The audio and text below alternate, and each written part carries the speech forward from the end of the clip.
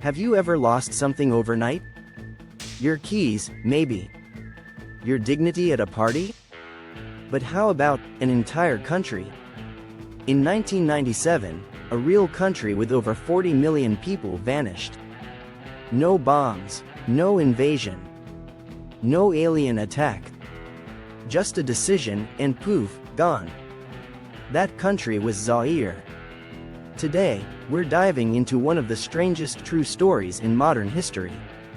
A country that was born from ego, and wiped off the map in less than 24 hours. In 1971, a man named Mobutu Sese Seko, who saw himself as part king, part action figure, decided that the name, Congo, was too European. So he rebranded the whole country as Zaire. Why? Because it sounded more African, more authentic, he said. And the rebranding didn't stop there. Rivers were renamed. People had to drop their colonial names.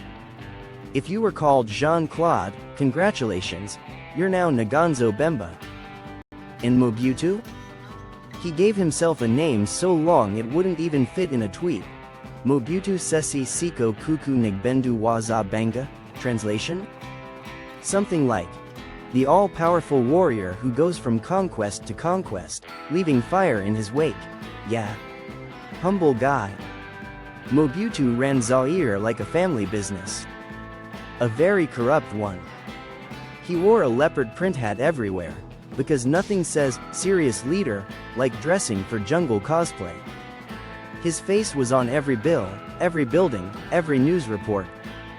But while his image was everywhere, basic things, like roads, hospitals, and schools, were falling apart. Teachers weren't paid. Hospitals had no medicine. But Mobutu? He flew around the world in private jets and had billions, yes, billions, stashed in Swiss bank accounts. If Netflix made Narcos, Africa, he'd be in Season 1, Episode 1. In 1994, something terrible happened next door, the Rwandan genocide. Over 2 million refugees flooded into eastern Zaire, including war criminals hiding among them. Zaire became a pressure cooker.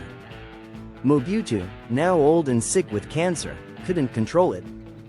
Enter Laurent Désiré Kabila, a former Marxist rebel. Backed by Rwanda and Uganda, he launched a rebellion. And in just a few months, Kabila's forces marched straight across Zaire like it was a speedrun. Mobutu's army? They didn't fight. Some sold their guns for food. Mobutu fled to Morocco in his private jet, no trial, no resistance. Just gone. And like that, the leopard had left the building. On May 17, 1997, Kabila entered Kinshasa, the capital.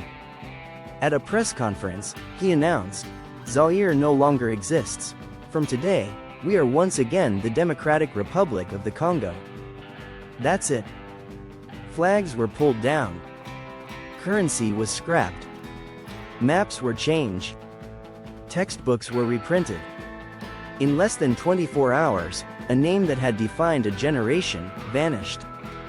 Boom. Deleted like a bad tweet. If you blinked, you missed it.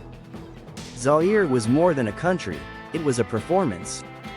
A costume party that ran for 26 years. One man's idea of greatness, built on borrowed power and stolen money. But in the end, all it took was a new guy and a microphone to delete a nation. Today, the world knows it as Congo again. But in the hearts of some people, Zaire still lives. Strange, flawed, unforgettable. And now you know about the country that disappeared in a single day.